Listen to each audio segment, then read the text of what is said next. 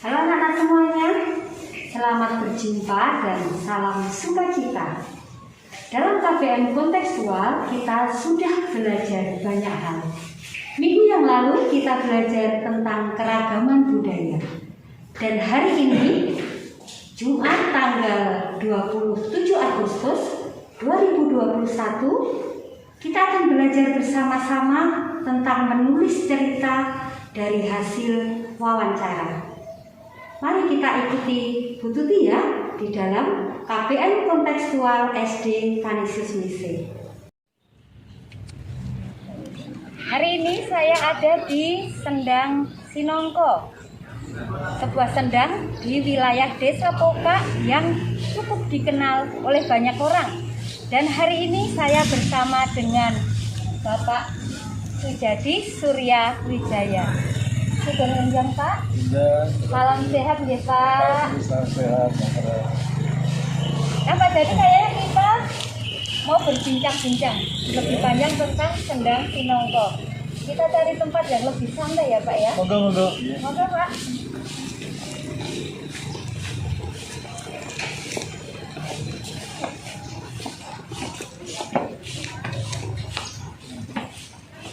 Jadi melanjutkan perbincangan kita. Iya. Saya ingin bertanya, asal mula sendang ini dinamakan Sinongko. Oh iya, baik Mbak. Sesuai mungkin dengan alur cerita dari nenek moyang dahulu bahwa Sendang Sinongko ini awalnya ada sebuah raja dari Keraton Surakarta, Sinuwun Pakubuwono ke-7 mengadakan perjalanan dari Solo menuju ke Jogja, Mbak. Dan akhirnya di tengah perjalanan beliau beristirahat di Sendang sini tepatnya, dan beliau menikmati makan buah nangka. Sedangkan untuk buah nangka tersebut, sebelum beliau melanjutkan perjalanan menuju ke Jogja, buah nangka tersebut dibuang di Sendang sini. Dan beliau berpesan apabila nantinya sendang ini oleh warga supaya dinamakan Sendang Sinangka. Begitu Mbak Bangeti. Terima kasih Pak Sujadi. Ternyata nama Sinongko cukup terkenal akhirnya ya Pak ya. Alhamdulillah. Di Kelurahan Pokak sendiri kira-kira ada berapa pedukuhan Pak? Jadi Sendang Sinongko ini tepatnya di pedukuhan mana? Baik. Untuk padukuhan tentu di Sendang Sinongko sini ikut padukuhan Pokak. Pokak tersebut mempunyai 3 pedukuhan, yaitu 1 pedukuhan Pokak sendiri, dan kedua Tegal Dhuwur, yang ketiga Tegal Sendang yang berada di lokasi tempat Sendang sini, Mbak. Oh, jadi Sendang Sinongko berada di pedukuhan Tegal Sendang. Iya. Jadi untuk mata pencaharian masyarakat Desa Pokak sendiri pada umumnya apa Pak? Baik Pak, untuk mata pencaharian warga masyarakat Desa Pokak rata-rata sebagai petani, Mbak. Karena berdasarkan adanya sendang sini, air sendang ini bisa untuk mengaliri sebagai irigasi persawahan yang dibutuhkan oleh petani. Oh, jadi masih berkaitan dengan petani, berarti ada tradisi bersih sendang itu ya Pak ya? Betul sekali. Atau yang biasanya dikenal dengan besik sendang? Iya Mbak, betul. Dan saya dengar ada pemotongan kambing juga di acara tersebut. Betul sekali Mbak. Dan saya pengen melihat Pak tempat itu nanti. Tetapi saya masih menunggu Pak Lukas sama Risto. Oh boleh nanti. Kita lihat sama-sama.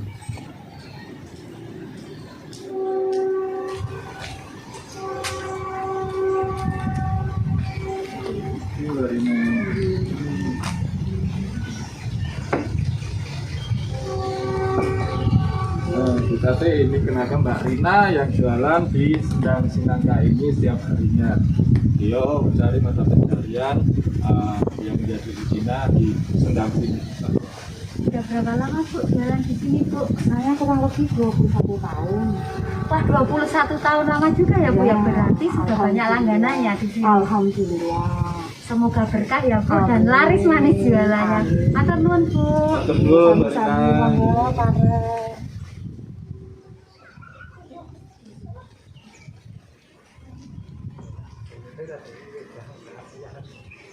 Pak,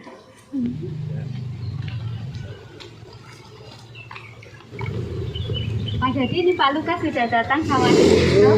Ini Pak Lukas, ini adik Gito. Kita langsung ke lokasi saja ya Pak ya. Oke, monggo. Ya, silakan. Monggo Pak.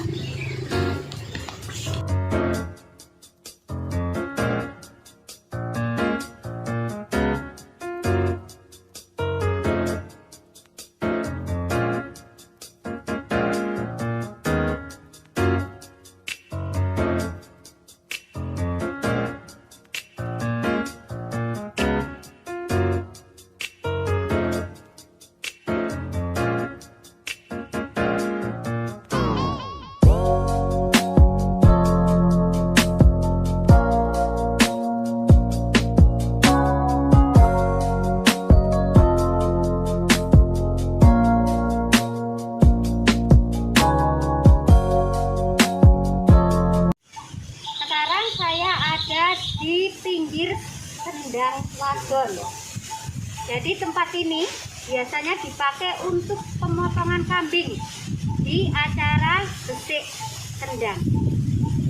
Jadi sebenarnya besik sendang itu sendiri apa Pak? Tujuan bersih sendang ini oleh warga itu ada sebuah ungkapan rasa syukur yang luar biasa terhadap Tuhan Yang Maha Kuasa, yang mana telah melimpahkan rahmatnya kepada warga terutama desa Pokak. Di sini beliau mengadakan pemotongan kambing di area sendang sini, di lokasi ini Mbak, yang diadakan setiap setahun sekali. Lalu terkait apakah ada hari khusus lah untuk pemotongan itu atau bebas hari apa gitu? Oh ya baik Pak. Untuk pemotongan karena sudah melaksanakan tradisi dari turun temurun, untuk hari pemotongan itu oleh warga ditetapkan diadakan setelah panen di musim kemarau, tepatnya diadakan di hari Jumat Wage Pak. Gitu Pak. Harus Jumat lagi. Seperti itu Pak. Lalu terkait jumlah kambingnya Pak, apakah dibatasi ada angka tertentu atau tergantung pemberian dari para warga gitu? Ya, ini karena sifatnya sedekah Pak. Ini jadi untuk jumlah kambing itu kalau dulu sampai mencapai ratusan bahkan lebih Pak.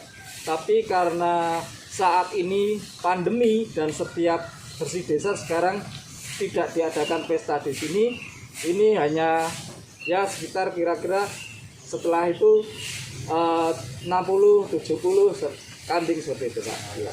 Terima kasih. Ada yang ditanyakan? Setelah kambingnya dipotong, dagingnya dimasak dulu Pak. Oh begini deh, setelah kambing dipotong di sini, kalau biasanya dipotong di sini, dimasak di sini, lalu diadakan sebuah pesta rakyat yang dimakan bersama-sama di lokasi itu. Tapi karena ini saat pandemi, kambing hanya sebagai syarat dipotong di sini 2 atau 3 kambing, lalu dibawa pulang ke rumah, dimasak di rumah untuk dinikmati di rumah. Gitu deh. Ya. Iya, sama-sama sih. Tadi jadi terkait dengan kambing yang dimasak tadi. Iya. Saya dengar itu harus dimasak gulai. Kenapa Betul, tidak masakan yang lain, misalnya rica-rica, dimasak tongseng, Sate. atau masakan yang lain sate? Oh iya iya. Kenapa harus gulai? Maksudnya wajib atau Iya. ada alasan tertentu? Iya Mbak, itu terjadinya pemasakan harus dimasak dengan bumbu baca ataupun gulai. Itu ada cerita yang lebih panjang lagi Mbak. Itu dari turun temurun oleh warga, dari moyang-moyang kami hanya meneruskan sebuah perintah ataupun apa ya, kalau dari nenek moyang dulu ada sebuah pemberian namanya apa ya? Wangsit. Wangsit seperti ini Mbak. Jadi kita warga untuk meneruskan gitu aja Mbak. Terima kasih Pak Sibudi, kami sudah banyak belajar hari ini Sama-sama. tentang tradisi, tentang budaya. Sama-sama. Terima kasih, semoga semua ini bermanfaat bagi kami dan kami semua semangat untuk nguri-uri budaya Jawa ya Pak. Amin, amin. Kita sebagai generasi penerus memang punya kewajiban untuk meneruskan, memperjuangkan, memperbaiki sebuah budaya kita yang ada di tanah Jawa ini. Terima kasih Pak Sujadi. Ya, sama-sama.